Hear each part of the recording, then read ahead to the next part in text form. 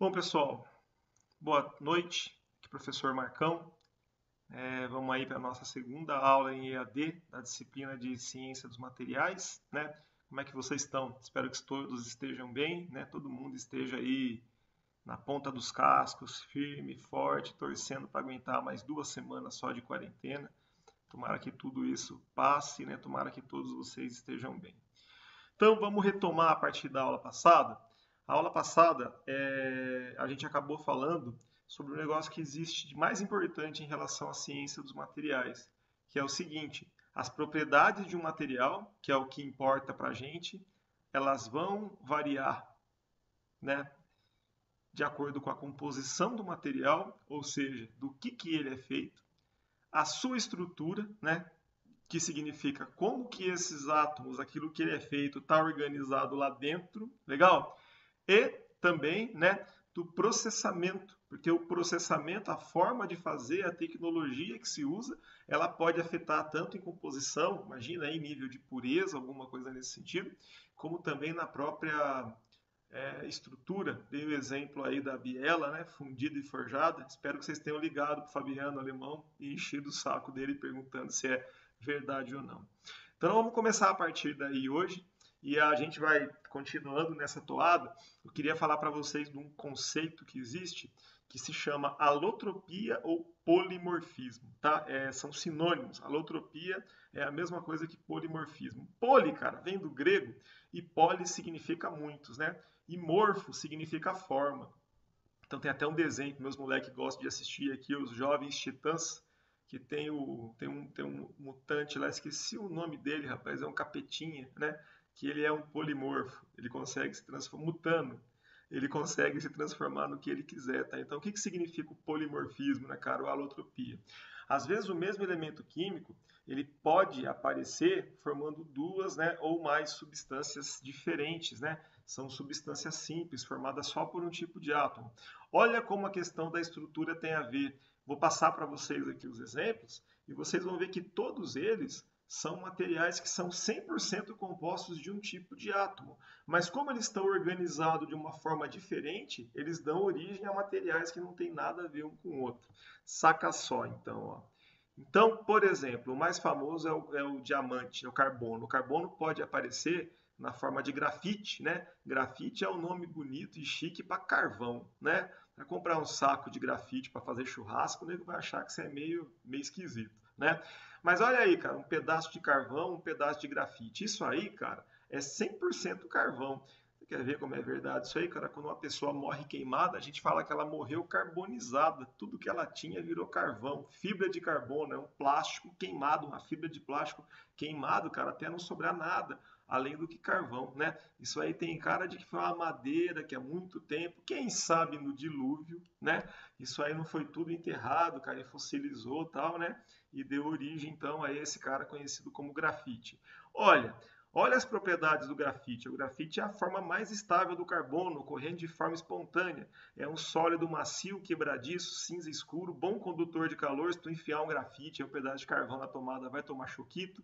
Tem uma densidade de 2,25, né? Forma átomos ligados que formam anéis hexagonais no mesmo plano.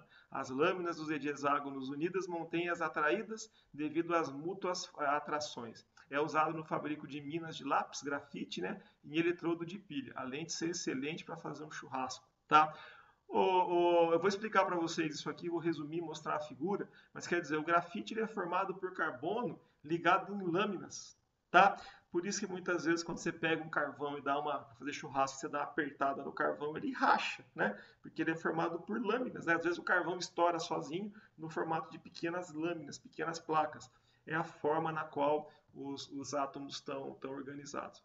Olha o diamante, diz que com muita pressão e muita temperatura, poucos grafites se transformam em diamante. É aquela conversa de coach, que esse cara que sabe tudo, né, cara, e fala para você, vai lá que você consegue, você tem força, vontade, vamos lá, campeão, tal, né? Então tem um ou outro tantinho aí de grafite, de carvão no mundo que conseguiu virar diamante. Deram sorte, né? Mas o diamante É outra vibe, cara, é uma joia, né? Ele é encontrado na natureza, nas camadas mais internas da Terra, quer dizer, tem muita terra em cima, então a temperatura é muito alta, a pressão dessa terra toda em cima é alta pra caramba, né? Então dá origem a uma outra estrutura de carvão, carvão organizado, né? Ele é um sólido incolor, brilhante, não conduz eletricidade nem calor e tem uma dureza super alta, né? O material mais duro que a gente tem e é mais denso, a 3,50 de densidade. O grafite é tão mole que se você passar na parede, ele risca a parede, né? A gente pega o lápis, passa no papel e ele risca, né? Na verdade, o papel vai comendo o grafite, né? Não tem nada a ver, cara, um material com o outro, né? Qual que é a diferença aqui? A gente sabe que cada átomo de carbono tem que fazer 4 ligações. Aquela conversa que a gente estava tendo semana passada para explicar por que um material é estável, por que os materiais se ligam e por aí vai. Cada átomo de carbono do diamante ele está ligado, cara, com outros 4 átomos de carbono. Tem que estar para ele estar estável. Só que eles formam uma rede tridimensional. O que significa isso? Significa que esse átomo de carbono aqui está ligado com 1, 2, 3, 4 átomos de carbono. E eles estão como se estivesse formando uma rede. Pensa aí numa rede de pesca ou numa rede para tirar a soneca. Só que essa rede, cara, é em todas as direções, né? Então, olha só, né? Esse cara aqui, opa, não adianta apontar com o dedo. Esse cara aqui, ó, é a estrutura do grafite. Cada átomo de carbono está ligado com outros 4 átomos de carbono, só que ele forma lamelas, né?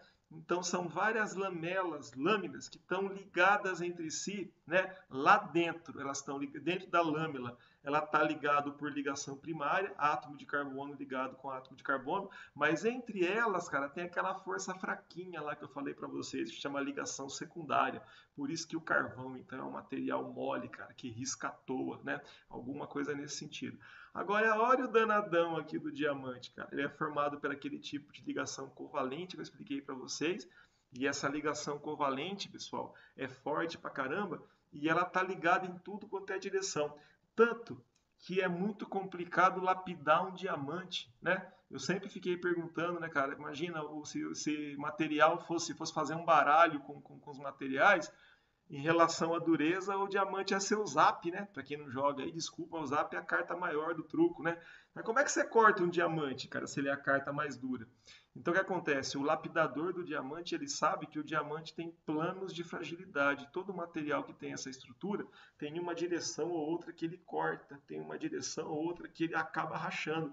Acontece muito isso aí com pedra, essas pedras aí, granito, tal, que você vê o pessoal cortando para fazer muro, ficam uns muros bonitos aí e tal, né? Mas então a ideia aqui é mostrar, cara, né, que poxa, esses dois caras são 100% carbono, tá? Só que não tem nada a ver, cara, não tem nada a ver Lé com Cré. A propriedade deles é totalmente diferente porque a estrutura é diferente. Ele tem duas formas alotrópicas, né? Carbono grafite ou carbono diamante. Não tem nada a ver um com o outro, cara. Tá muito bom. Outra possibilidade, existe um elemento químico chamado oxigênio. Esse oxigênio, se ele se organizar de duas em dois átomos, formando uma molécula, ele forma uma molécula chamada O2. Esse O2 é o gás oxigênio, é o gás que nós precisamos para viver. O oxigênio é um negócio muito doido porque ele mantém a gente vivo. Sem oxigênio ninguém fica vivo, você apaga, né? Se tiver uma falta de oxigênio aí, quem já tomou um mata-leão sabe disso, né? Mas se você ficar sem oxigênio, você apaga, né? Você apaga. É um dos problemas que a gente está enfrentando aí nessa pandemia, né? As pessoas que têm a Covid acabam ficando com baixa quantidade de oxigênio no sangue, por isso que precisa aí do respirador e tudo mais. Mas uma outra possibilidade é esse. Ah, então eu estava falando que é muito doido, né? O oxigênio mantém a gente vivo, só que quanto mais você respira, cara, o oxigênio vai reagindo com o teu corpo, parte do oxigênio que você respira, ele vai reagindo com o teu corpo, ele vai envelhecendo o teu corpo, cara, formando um negócio chamado radical livre, né? Por isso que o pessoal fala que é bom tomar vitamina C. Quase sempre aparece o produto aí da moda, Camu Camu, não sei o que, acerola, papapá, tal, né? São os tais antioxidantes, né? Ômega 3, que a Aracida Top Term vende, né? Eu acho que não funciona, cara. Para Araci não deu muito certo, não. Mas então, a gente respira o ar que mantém a gente vivo, mas o oxigênio vai matando a gente de pouquinho. Ele vai formando o tal do radical livre, que dentre outras coisas forma câncer, né? É um negócio muito louco isso aí. Tanto que tem gente que fala que quem mora na praia envelhece mais rápido do que quem mora numa altitude elevada, porque lá em cima tem pouco oxigênio, a pessoa teve contato com pouco oxigênio durante a vida toda. Sei lá, não sei, né? Tem sentido, mas não sei se é verdade. Mas o oxigênio, átomos de oxigênio, pode se combinar de 3 em 3, né? Formando essa molécula que tu está vendo aqui, ó, à direita, né? Essa molécula com 3 átomos de oxigênio, ela é chamada ozônio. E esse ozônio, cara, não tem nada a ver com gás oxigênio, cara. Diz que lá em cima dizem, ninguém sabe nem se existe camada de ozônio, sabe que existem nuvens de ozônio, né? É um assunto bem polêmico, mas o ozônio aqui embaixo ele é poluente, tá? Então, e é um negócio doido, eu não sei porquê. Gasolina, cara, dentro do vapor da gasolina tem ozônio, né? Então você pega, outro dia eu vi a cidade de Paulínia, por exemplo, ela tem dentre os poluentes, que ela tem problema de poluição em Paulínia, ela tem uma alta quantidade de ozônio, cara, aqui embaixo, né? Em baixas altitudes, aonde a gente vive, aonde a gente respira. E eu não sei se você já viu, cara, mas tem purificador de água a ozônio, tem piscina que para não usar cloro, cara, o pessoal usa ozônio, ou seja, o ozônio aqui embaixo ele é bactericida, ele mata a bactéria, mata ser vivo, tal, né? É utilizado para esterilizar. Então, quer dizer, não tem nada a ver, né? O gás da vida com o gás ozônio, né? Que é poluente, tá? Olha aqui, ó, o que é o ozônio? A variação alotrópica do oxigênio, O3, conhecida pelo seu alto poder germicida e oxidante, né? O contato do ozônio com ar e água higieniza o ambiente, destruindo micro-organismos nocivos ao ser humano, né? Resíduos da ação do ozônio é simplesmente o oxigênio, um dos elementos mais importantes para a vida na Terra. Então, olha só, tanto o gás, o oxigênio, O2, que mantém a gente vivo, quanto o ozônio, O3, são formados por 100% oxigênio. Não tem outro átomo aí, é só ele. Mas eles são ligados diferente, né? Tem a ligação diferente. Então, são formas alotrópicas ou polimórficas, né? Formas diferentes aí que o oxigênio pode aparecer, tá? Existe uma outra possibilidade, por exemplo, o enxofre, né? Aquele pozinho amarelo, cara. A primeira vez que eu ouvi falar de enxofre, eu morava numa cidade chamada Damantina, eu era garoto, e deu um surto de sarna, cara, na cidade, pela água. A água da prefeitura não era tratada direito, não sei. Mas a galera, cara, pegou o tal da sarna e tinha que fazer uma pasta com enxofre. Pensa num negócio fedido, cara, um negócio fedorento, né, cara, sinistro. Mas o enxofre, ele sempre é formado em 8 átomos de enxofre ligados entre si, como você está vendo aqui. Só que ele pode ser uma formação de um cristal rômbico, né, ou ortorrômbico, ou um cristal monoclínico. Então o pessoal acha na natureza o enxofre rômbico e o enxofre monoclínico. São formas, então, alotrópicas, tá? E você pode ver que tem diferença de propriedade. O rômbico, também chamado de alfa, é mais pesado, né? Tem 2,07 de densidade contra 1,96 do monoclínico, tem um ponto de fusão um pouco menor, né? E é mais estável, né? Então, quando você acha enxofre por aí, o normal é que seja o rômbico, né? Pelo fato de ser mais estável, tá? Essa é mais ou menos a ideia. Então, pessoal, isso aí é a tal da alotropia, né? A ideia de falar para vocês de alotropia é para explicar que um certo átomo, um certo elemento químico, ele pode aparecer na natureza de várias formas, né? E aí é aquilo, embora a composição dele seja a mesma, a estrutura é diferente, então as propriedades não têm nada a ver, o Lecro quer, tá? Bom, e o que é então a tal da estrutura do material? Estrutura do material tem a ver com a forma da organização. Legal? Como que os átomos estão organizados, cara, lá dentro, né? Você chegar na empresa aí e o pessoal falar, estamos fazendo aqui uma reorganização, você fala, xiii, né? Aquela conversinha, né? O chefe chega para você e fala assim, olha, estamos fazendo aí uma reorganização. Você fala, nunca é para contratar mais ou para aumentar salário, sempre é para, né, mandar embora, sobrar mais dinheiro para o patrão, alguma coisa nesse sentido, tá? Não tem problema nenhum nisso, né? A empresa existe para ganhar dinheiro. Mas então, a estrutura tem a ver com organização. Eu costumo falar, cara, é um exemplo, não vou falar que é machismo, porque as nossas meninas, de repente, gostam de futebol também. Mas às vezes o pessoal fala assim, pô, o técnico tal, sei lá, o Vanderlei Luxemburgo é um técnico bom porque ele mexe no time sem tirar nem pôr nenhum jogador. Quer dizer, ele saiu o jogo com os 11 jogadores, não pôs nem tirou ninguém, não mexeu na composição, mas ele mexeu no esquema de jogo. Sei lá, começou jogando num 4-4-2, mudou para um 4-3-1-3, sei lá, né, cara? Quer dizer, ele mexeu na organização, na forma com a qual os jogadores estão, né, organizados. Então é isso, cara, que tem a ver com estrutura, é a mudança estrutural. A gente mexeu na forma com que esse negócio tá organizado. Então, os exemplos que a gente viu antes aí do enxofre, do ozônio, oxigênio, carvão, né, e diamante, eles são materiais que têm composição idêntica, mas eles têm estrutura diferente, forma de organização diferente. Tranquilo? Então, quando o material, cara, tem seus átomos organizados, a gente costuma chamar de material cristalino. Cuidado! Em física e química, material cristalino não é um material transparente. A gente tem esse vício que a gente vem lá da água, né? A gente quando vê uma água limpinha e fala, olha que água cristalina, tal. Não, para água tudo bem. Agora, para material cristalino, cara, quer dizer que lá dentro existe um elevado grau de organização, tá? E quando o material é totalmente desorganizado, cara, é uma bagunça. Se fosse um time de futebol, é aquele time de casado contra solteiro, que ninguém marca, ninguém guarda posição. É o Palmeiras 2014, Corinthians 2007, uma zona, né? O Brasil do 7-1 para a Alemanha e tal. Quando o time fica uma bagunça, cara, não tem mais organização, a gente chama de material amorfo, tá? O que é um material amorfo? De novo, cara, vem do grego. A significa sem e morfo significa forma. Quando você fala em material amorfo, você quer dizer que o seu material não tem forma, tá? Olha que negócio doido, cara. Todo material líquido, fundido ou gás, ele é amorfo, não tem forma. Onde você põe, ele fica. Legal?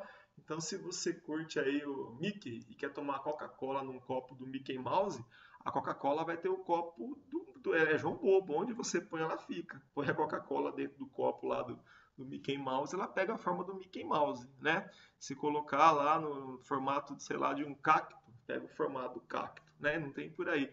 Então, o material amorfo, ele não tem organização. Agora, o problema é que é o seguinte, existem materiais que mesmo no estado sólido, eles estão desorganizados, né? Eles, lá dentro, os átomos estão, não vai quem quer, né? Vai quem vai, né? Cada um do jeito que quiser, né? É um negócio zoado. Então, quando o material é organizado, a gente fala em material cristalino. Quando você ouvir falar em cristal, entenda que a gente está falando que é uma região onde existe organização.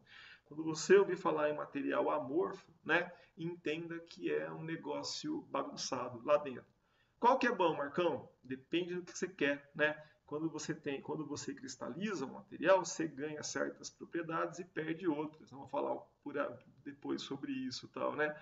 Então, por exemplo, um material bastante cristalino costuma ser pesado, né? Às vezes, cara, é bacana ser pesado, só que se o material é pesado, a sua peça fica mais pesada, logo fica mais cara, né? Às vezes fazer uma peça com material amorfo te dá uma peça mais leve, logo mais barata, né? É um negócio mais ou menos assim.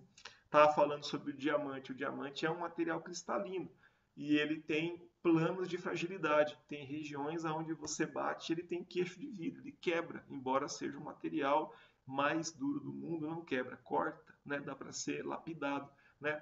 Então, quer dizer, os materiais cristalinos têm essa questão. Geralmente eles têm uma região onde eles não suportam muita porrada, né? Ou muito esforço. Então, essa é a ideia que a gente vai discutir e desenvolver ao longo do curso em relação a materiais cristalinos e materiais amorfos, tá? No estado sólido, mesmo material frio, tá? Você vai pegar uma peça na mão, ela pode ser que lá dentro o material está cristalino e organizado, né? Ou pode ser que ele está amorfo, cara, bagunçado. Pode ser que ele está um pouco de tudo, né? Mais para cristalino, mais para amorfo, isso vai bagunçar, né? Vai afetar todas as propriedades do material e é por isso que a gente fala sempre nisso aí. Então, o que é um cristal? Só para frisar, em física, cristal é um material cujos átomos estão organizados. Cristal em física não tem nada a ver com transparência, tá? Não tem nada a ver com transparência, é outra vibe, tá? Só para a gente dar exemplos típicos aí do dia a dia, né? Existe a profissão que eu admiro muito, cara, é a profissão de pedreiro. Então, olha só, o piso aqui, ó, um piso feito com caquinho. Quando eu era garoto lá na minha cidade, era muito comum, cara, ter casa que tinha a área, a parte de fora da casa, ou mesmo a casa toda. A gente pegou uma época difícil aí de hiperinflação e tal, né? Ter uma casa era uma conquista muito grande.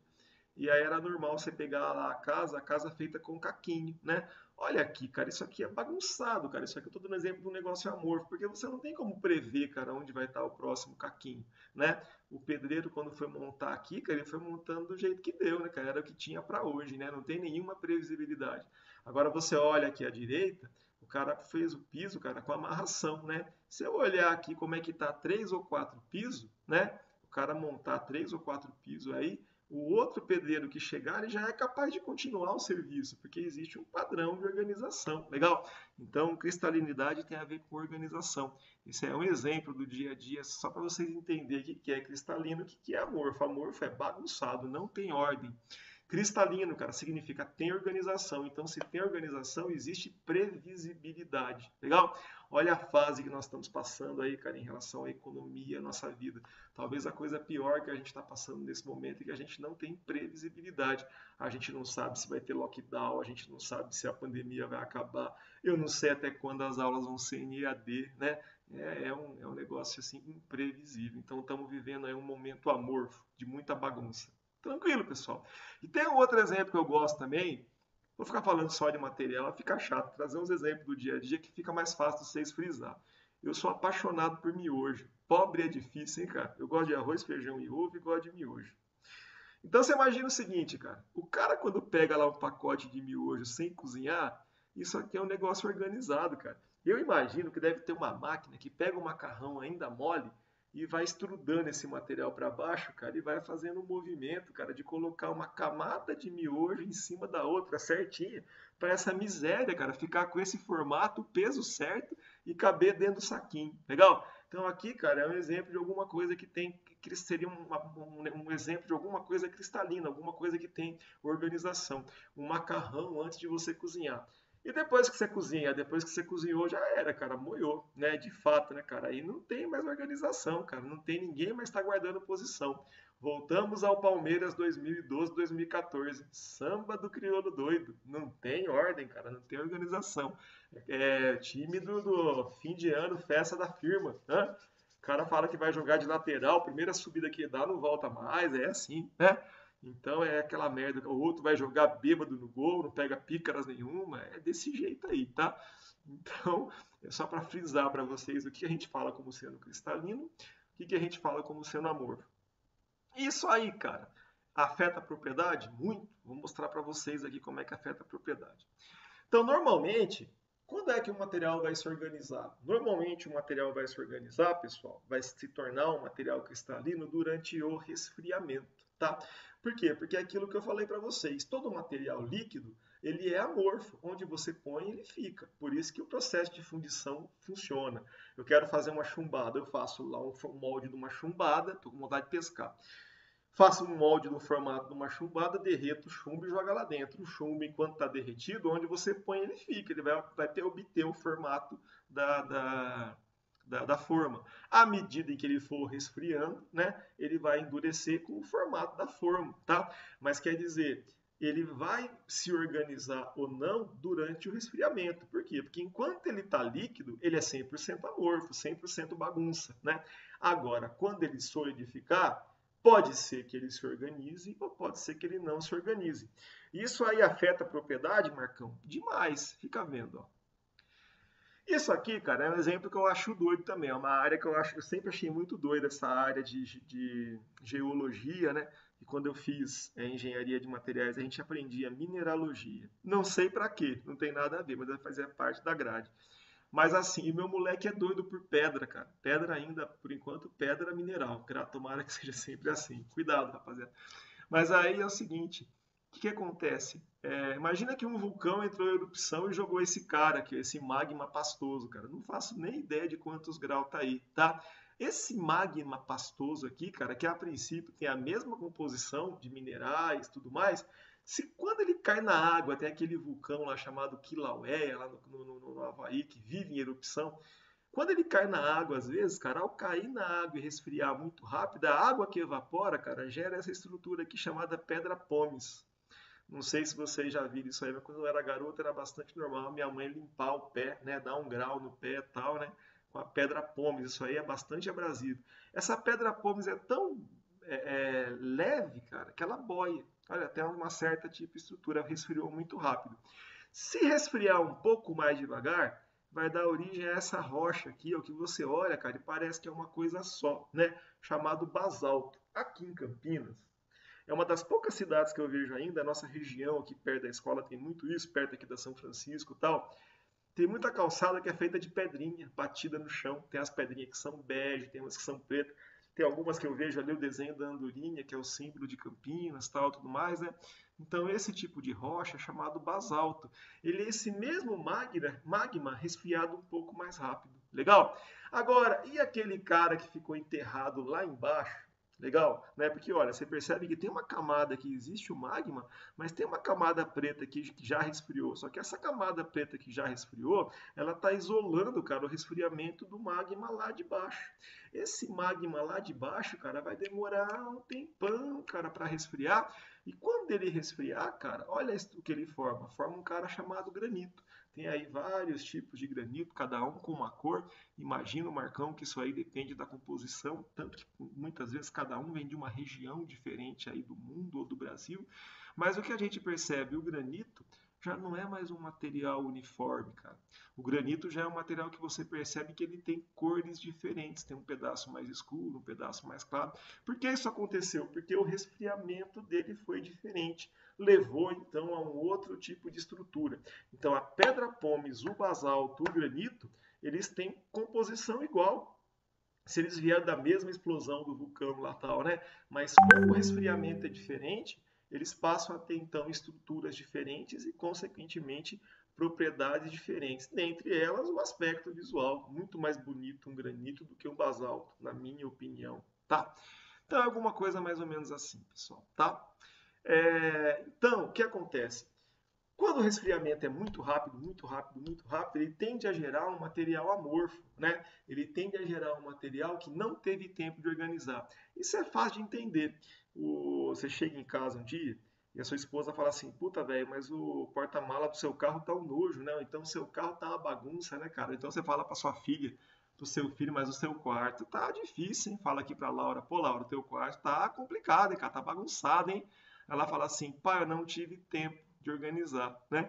Então a gente precisa, para ter tempo de organizar átomos e colocar cada um no seu lugar, nós precisamos, cara, de tempo. Se a gente não tem tempo, resfria muito rápido, né? Joga dentro da água e faz o famoso tchu, ou mete nitrogênio em cima, alguma coisa assim. Nem deu tempo, cara, do pessoal se organizar. Como tava, ficou, né?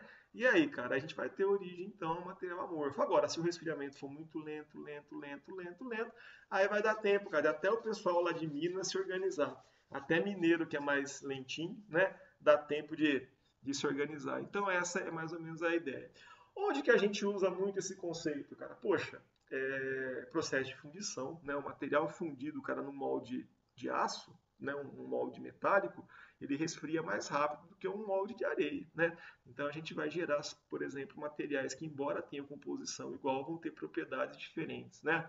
Quando é bom, quando é ruim, depende do que você quer, tá? Agora, isso aí é a base do tratamento térmico, né? A gente vai ouvir falar em tratamento térmico, e a ideia do tratamento térmico é a gente mudar a estrutura do material através do resfriamento, de um aquecimento e do resfriamento. Um resfriamento muito lento, médio, muito rápido, cada um te dá uma estrutura diferente, né? E aí a gente já sabe, estruturas diferentes significam propriedades diferentes, tá? Então essa é a ideia. Olha só, a coceira aqui no nariz, rapaz. Areia e vidro. Todo mundo sabe que o vidro é feito a partir da areia, tá? Então a composição química do vidro e da areia é a mesma, tá? O vidro, ele é 100% areia. Ele não é 100% areia, porque o pessoal costuma misturar cal, esse cal de pintar a parede aí na areia, para ela fundir com temperatura menor. Vocês vão ver, cara, que a temperatura de fusão da areia é um negócio absurdo. Então o pessoal põe o cal para a areia fundir mais fácil e o pessoal economizar energia. Porque a areia é um negócio barato, né? Mas aí a temperatura que você tem que usar para fundir a areia é tão alta que na planilha de custo lá da fabricação do vidro, né, o mais caro é o tanto de energia, de gás, sei lá, que você usa para fundir esse bagulho. Mas olha só, a areia, cara, é formada por sílica. É um cara chamado SiO2. O vidro também, sílica, SiO2. Só que a areia é uma sílica cristalina, enquanto o vidro, cara, é uma sílica amorfa. A areia é uma sílica organizada, partículas fortemente organizadas. E o vidro? O vidro é formado por sílica amorfa. A areia é natural, o vidro é feito pelo homem. O que acontece? A areia, como é que ela é formada? Geralmente tem lá a explosão de um vulcão, né, alguma coisa nesse sentido, ou houve, né, muito tempo atrás, e esse vulcão jogou sílica para fora, fundida. E lá dentro, né, isso aí foi ficando envolvido por metal. O material do miolo demorou muito tempo para esfriar, né? Imagina aí, cara, alguma coisa que a gente vai comer que o meio pode estar quente, tipo aquelas tortinhas do McDonald's, tô com fome hoje. E aí você tem até marcado na embalagem, cuidado, né? O recheio tá quente e tal, né? Então, o que acontece, cara? A gente, quando a vovó, pai, mãe ensina a gente a comer o mingau pela beiradinha, né, cara? Comer a sopa pela beirada, porque lá do meio tá mais quente, porque a parte de fora isola a parte do meio, né? Então, essa parte do meio que tá mais quente, que demora mais para resfriar, dá tempo de cristalizar. E a sílica cristalizada, a sílica cristalizada, ela dá origem a um mineral chamado quartzo. O que é a areia? A areia são grãos de quartzo, né? Com o tempo, cara, vai batendo uma pedra de quartzo na outra, vento, água e por aí vai, vão formando os grãozinhos de areia. E essa areia cristalina, né, você pode ver que ela tem o formato de uma plaquinha, porque se você olhar no microscópio um grão de areia, você vai ver que ele tem o formato de uma escama, uma escama de um peixe, né? Muito parecido com uma escama de um peixe muito pequeno. Tanto que você não, existe proibição hoje para se usar jato de areia, né, em processos industriais, ou então se a pessoa trabalha no lugar que tem areia, ela tem direito à insalubridade e tal, né, ou periculosidade, não sei qual dos dois. Porque quando você respira a areia e abre o pulmão, essa partícula que parece uma escama de areia entra no teu pulmão e quando você expira, põe o ar para fora, ela machuca o teu pulmão, né? E o teu pulmão, cara, faz a mesma coisa que a concha faz, né? A ostra faz quando entra um grãozinho de areia dentro dele. A ostra, quando entra um grãozinho de areia, ela faz uma cicatrização que com o tempo vira uma pérola.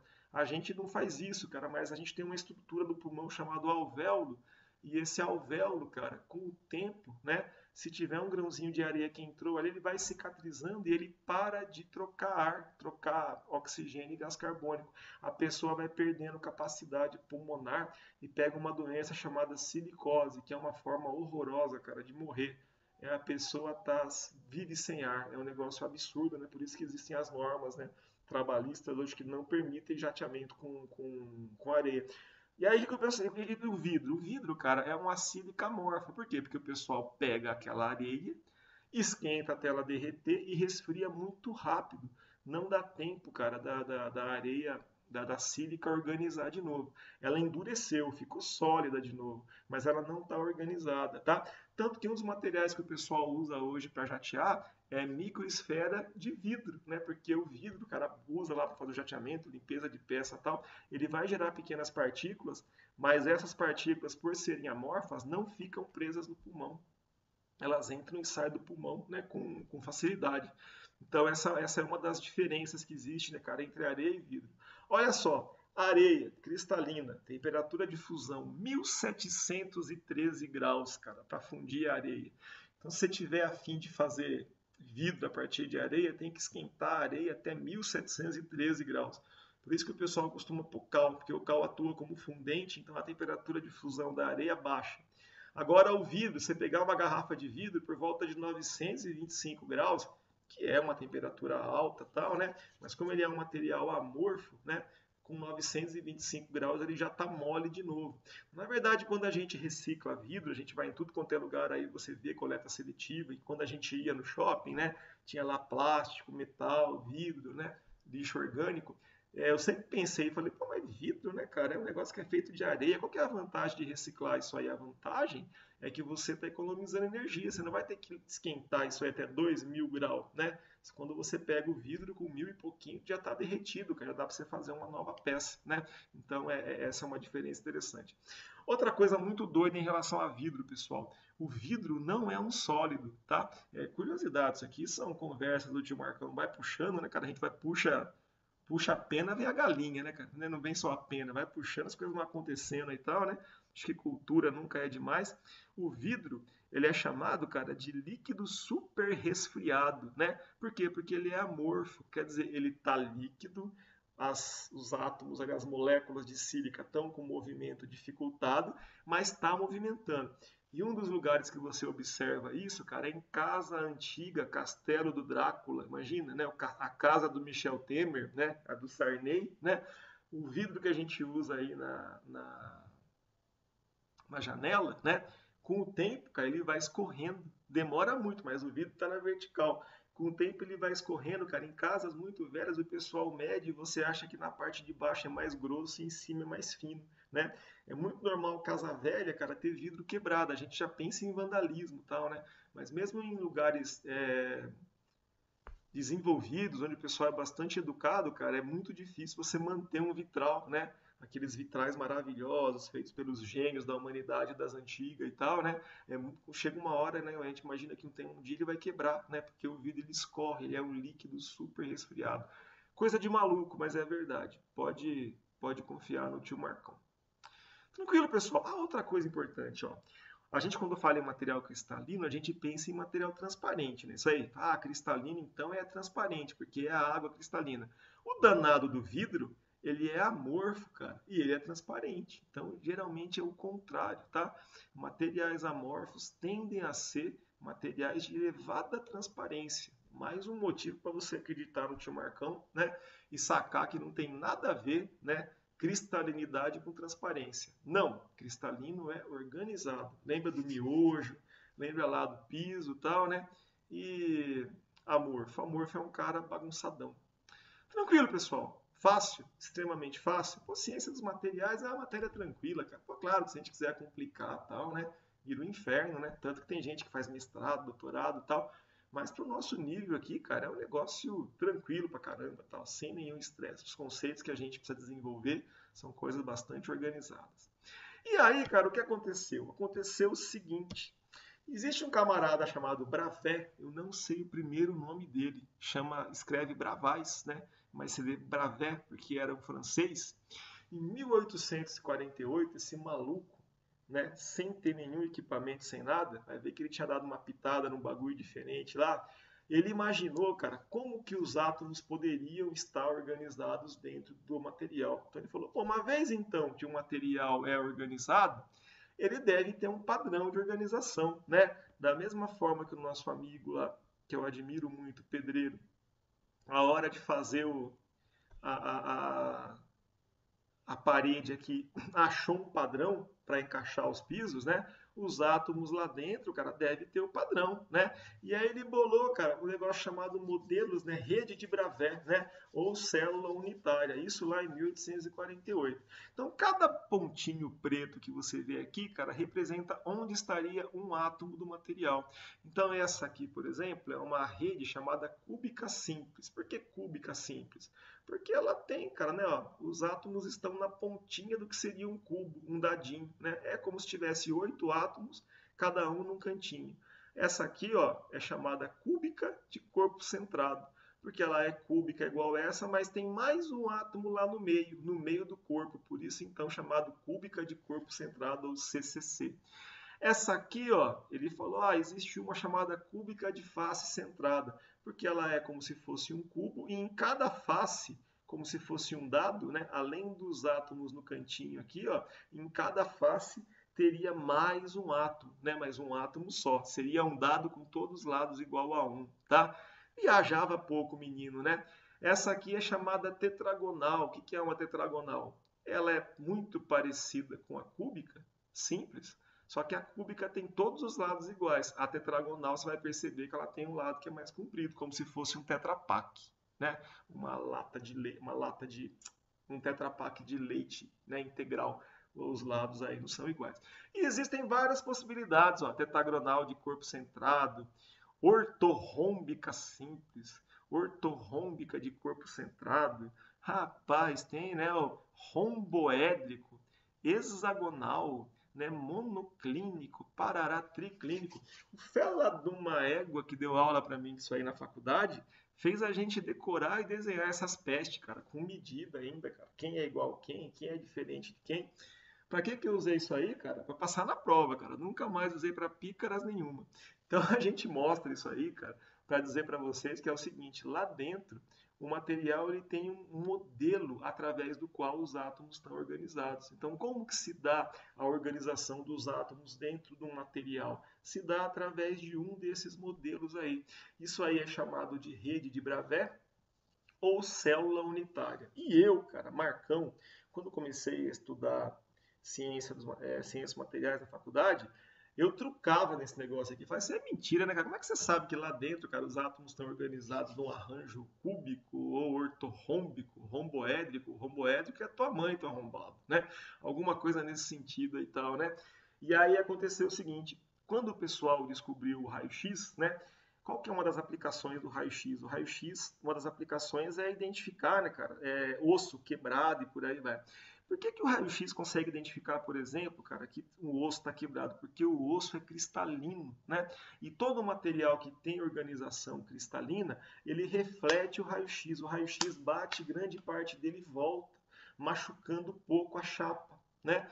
O que é carne, o que é menos denso, o raio-x passa muito, cara, machucando bastante a chapa. A chapa fica mais escura.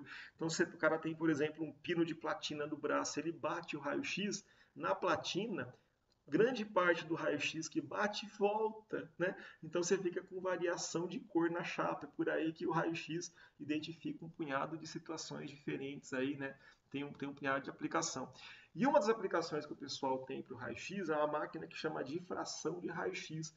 Ela vai mandando o raio-x em cima de uma amostra do material e ela vai variando esse ângulo com o qual o raio-x está sendo emitido, vai fazendo uma varredura. E a partir daí, rapaziada, existe um coletor, né, que coleta quanto de raio-x foi refletido, o pessoal consegue descobrir, cara, qual desgraça, né, desses arranjos aí é o que o material está organizado e consegue descobrir até a distância, cara, de um átomo no outro. É um negócio fantástico. Eu achava que era caô pra caramba, tal, né? E não, cara. E esse é o método, inclusive, que o pessoal usa muitas vezes para identificar uma amostra de metal. Então, um dia eu trabalhava, né, lá na GE e o pessoal na empresa que o Serjão, inclusive, trabalhava, encontrou um pedaço de metal dentro do saco de plástico. Não era para ter. E aí a gente foi tentar descobrir que metal que era para saber da onde tinha vindo, registro, válvula, da onde que tem isso aí. E tivemos que mandar na faculdade fazer uma difração, uma difratometria, uma difração de raio-x para descobrir então que metal era aquele para tentar achar da onde tinha vindo, né? E implementar então as ações corretivas e por aí vai. Por que que é tão difícil, cara, o pessoal fala, achar um pedaço de vidro, cara, dentro do corpo humano, né? O pessoal, às vezes, já vi gente engolir vidro por acidente. Eu lembro de uma garota que foi ver o dente, não sei, acabou quebrando o espelho e engoliu um pedaço de vidro. Por que é tão difícil encontrar um pedaço de vidro, cara? É difícil encontrar um pedaço de vidro pro raio-x porque o vidro é amorfo. Se ele é amorfo, cara, o raio-x passa através dele, cara. Você não tem como ter o contraste com a carne. O meu moleque no Natal de 2018 cometeu a estupidez de engolir uma moeda de 1 centavo, de 50 centavos. Na hora do almoço, ele chegou para a mãe e perguntou: mãe, se a gente engolir a moeda, morre? Você engoliu, Moisés? Engoli. Aí sai correndo, cara, para a cidade mais perto, lá que tem recurso. E aí, a cada 2 dias, a gente ia lá tirando o raio-x e observando quando o moleque ia lá descomer para ver se tinha botado a moeda para fora, né? Acabou que depois a gente não viu, tiramos o raio-x, tinha ido embora, graças a Deus não se engasgou e tal, né? Mas é essa a ideia aí Isso aqui é verdade, a gente consegue identificar realmente qual que é a estrutura que o material tem, tá? Agora, não se assuste com isso. Eu, Marcão, que sou gente boa pra caramba, não quero que vocês decorem, né? Romboédrico, tetraclínico, não vai servir para, não serviu para pícaras nenhuma para mim, não vai servir para vocês, tal, né? Mas, né, só entenda, cara, que todo material se organiza de acordo com um padrão. Mais ou menos, cara, como acontece quando você, por exemplo, vai comprar Coca-Cola, né? Você vai no Carrefour, cara, tem lá aquele monte de Coca-Cola em lata, mas como que eles estão organizados, cara? Em pack, né? Uma embalagem aí com seis. O cara curte aí uma cervejinha, vai comprar lá uma Heineken. Como é que ela está organizada? Numa embalagem verdinha que vem seis Heineken, né? Então o cara vai empilhando, vai fazendo a organização. Não tá bagunçado lá, né, cara? O espaço da Coca-Cola tá organizadinho e tal. Mas é como se essa embalagem de seis Coca-Cola fosse o modelo de Bravé, ou a célula unitária que representa a menor organização possível que você vai ter na Coca-Cola. Legal? Seis garrafas. Eu coloquei aqui outro exemplo aqui para a direita para mim aqui parece lata de tinta empilhada, né? O cara que empilhou isso aqui, ele usou um padrão, cara, para organizar essa parada. E aqui eu achei doido, né, cara? Não sei se é Scott Bright, o que é isso aqui e tal. Mas o cara que fez isso aqui também tem um padrão, né, cara? Existe uma organização, né? Não sei se era para fazer uma escultura do Come Come lá do Atari. Pô, pior que parece o Come Come. Agora vi que tem até olhinho, rapaz, aqui, ó, né? Mas então é só para a gente sacar aí a questão, né? Que é a célula unitária, né? A célula unitária é isso aqui, cara. É um modelo através do qual o material se organiza. Tranquilo? Isso aí vai afetar a propriedade do material demais, né? A gente vai ver, por exemplo, que os aços, né, até uma certa temperatura, eles estão organizados de um jeito. De uma temperatura para cima, para continuar resistindo à temperatura e não fundir, eles se reagrupam no outro arranjo. Isso aí vai afetar muito a propriedade do material, explicar por que, que um material é mais duro, por que, que o outro material é mais mole, porque quando eu tempero o aço fica mais duro. Nossa, tudo isso tem tudo a ver, cara, com esse negócio conhecido como célula unitária, tá? O que é célula unitária, pessoal? O modelo de Bravais é a menor célula, o menor pedaço do material que representa como que ele se organiza, né? Quando você olhar isso aqui, você fala, ah, tá, então ele se organiza conforme esse padrãozinho aqui, né? A cada 8 átomos, a cada 12 átomos, sei lá, existe um padrão de organização da mesma forma que os packs de Coca-Cola se organizam de seis em seis, com um filme stretch em volta em duas fileiras de três latinhas. Beleza, pessoal? Suavidade? Bom, né? Na verdade, dessas estruturas aí, a que você vai mais ouvir falar é essa aqui que chama cúbica de corpo centrado, né? Que está presente no aço, no ferro, por exemplo, né? Então está aqui como seria uma estrutura cúbica de corpo centrado. Então seria um átomo, né? Em cada bico do dado, né? E outro lá no meio. Aqui imagina aqui à esquerda, imagina que esse cara aqui é bem grandão e você cortou, né? Você percebe que tem um átomo lá no meio e um oitavo em cada ponta. Então, dentro de cada célula tem dois átomos. Se você pegar um oitavo e multiplicar por 8, dá 1, com mais um, 2, né? E aqui como seria essa bagaça empilhada, né? Imagina que você tivesse um monte de bolinha para empilhar de acordo com esse padrão aqui, ó. Você encontrar alguma coisa parecida com a foto da esquerda, da direita. Perdão, tá? Então essa é mais ou menos a ideia. A outra possibilidade que você vai ver no ferro, o ferro acima de 727 graus, ele muda de estrutura, deixa de ser o tal do cúbico de corpo centrado que a gente estava vendo e vai passar a ser esse aqui, ó, cúbico de face centrada, né? Então ele tem em cada cantinho um átomo e na face mais um. Então é como se tivesse em cada cantinho um oitavo de um átomo, então tem um átomo nos cantinhos, e em cada face tem mais meio. Quer dizer, dentro dessa célula aqui, ó, 3, 6 meio, né, 6 faces, 6 meio dá 3 mais 1, 4. Aí dentro tem 4 átomos, né? Então empacotou demais, né, cara? Uma das tendências que você quer fundir o material fala, não, vamos nos agrupar aqui, vamos nos unir, é o que a gente devia fazer agora, por exemplo, como país, e vamos enfrentar essa temperatura e não vamos deixar, cara, não vamos derreter tão fácil, não vamos nos entregar sem luta. E a outra possibilidade que a gente vai encontrar em materiais metálicos é uma estrutura chamada hexagonal compacta. Olha só, ela é um sextavado em cima, um sextavado embaixo, né? Um átomo no meio, outro átomo embaixo e outro aqui. Ó. Então ela é uma estrutura hexagonal compacta presente em alguns metais. E para terminar, pessoal, eu coloquei aqui uma tabela que diz, né, os materiais, né, cara, como é que eles são. Então o FCC está em inglês, né, cara, é o cúbico de face centrada, o alumínio é cúbico de face centrada, né? o cobre é cúbico de face centrada, o ouro, tal, né? O chumbo, LED é chumbo, tal, né? O hexagonal é o zinco, né? O cádmio, tal, né? E o cúbico de corpo, de corpo centrado, né? Que seria o BCC, molibdênio, tal, né? Tungstênio, o ferro alfa, né? O ferro pode aparecer nos dois. Então é isso que é importante, né? A gente dessa questão de estrutura e parâmetro de Bravena e tudo mais, é a forma com a qual o material está organizado. Isso, como eu falei para vocês, não é caô, isso aí dá para medir, o pessoal consegue medir, consegue saber como, em que arranjo que os átomos estão organizados lá, né, usando essa máquina que chama difrator de raio-x, né? Mas é um negócio que afeta então a propriedade, porque é aquilo que a gente estava falando. Quando a gente muda a estrutura, a forma com a qual as coisas estão organizadas, a gente vai afetar a propriedade. Então, isso era o que a gente tinha para hoje. Era isso que tinha para hoje. Vou passar para vocês a atividade dessa aula, né? Muito obrigado pela atenção. Se algum de vocês tiver alguma dúvida, todos vocês têm meu WhatsApp. É só enviar para mim um WhatsApp. Fiquem todos com Deus. Até a próxima semana, né? Se Deus quiser. Até mais.